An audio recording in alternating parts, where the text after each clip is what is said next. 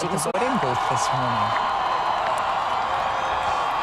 4 years ago, an unknown running for the U.S. Senate, speaking to the convention, Democratic convention, and now about to make a speech acknowledging that he is president-elect. Hello, Chicago!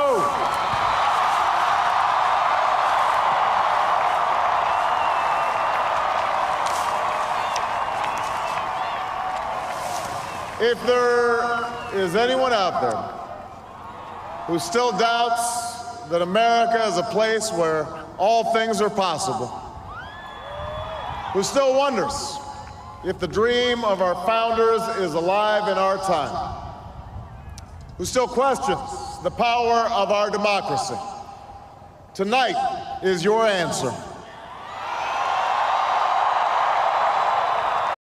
It's the answer spoken by young and old, rich and poor, Democrat and Republican, black, white, Hispanic, Asian, Native American, gay, straight, disabled and not disabled, Americans who sent a message to the world that we have never been just a collection of individuals or a collection of red states and blue states. We are and always will be the United States of America.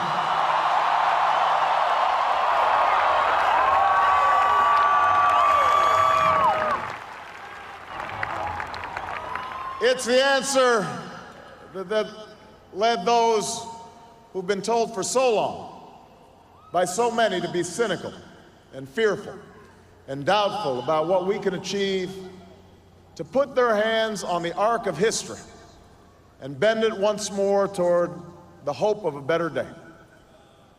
It's been a long time coming, but tonight, because of what we did on this day, in this election, at this defining moment, change has come to America.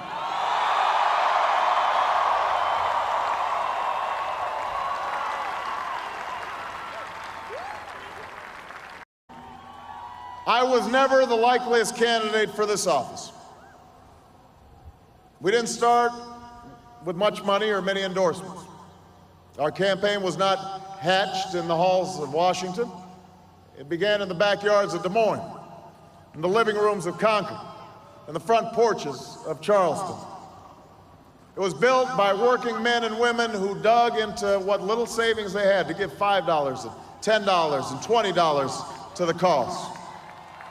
It grew strength from the young people who rejected the myth of their generation's apathy, who left their homes and their families for jobs that offered little pay and less sleep.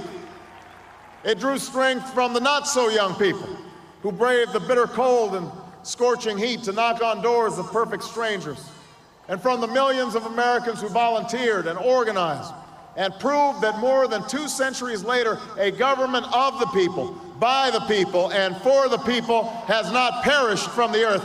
This is your victory.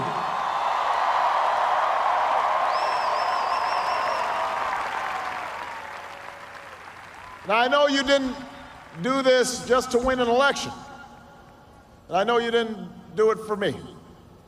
You did it because you understand the enormity of the task that lies ahead. For even as we celebrate tonight, we know the challenges that tomorrow will bring are the greatest of our lifetime. 2 wars, a planet in peril, the worst financial crisis in a century.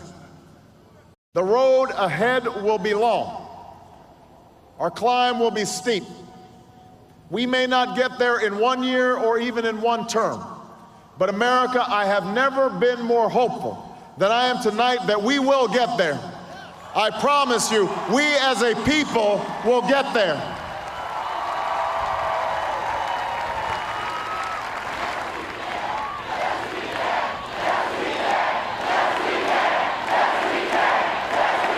There will be setbacks and false starts. There are many who won't agree with every decision or policy I make as president. And we know the government can't solve every problem. But I will always be honest with you about the challenges we face. I will listen to you, especially when we disagree. And above all, I will ask you to join in the work of remaking this nation the only way it's been done in America for 221 years. Block by block, brick by brick, calloused hand by calloused hand,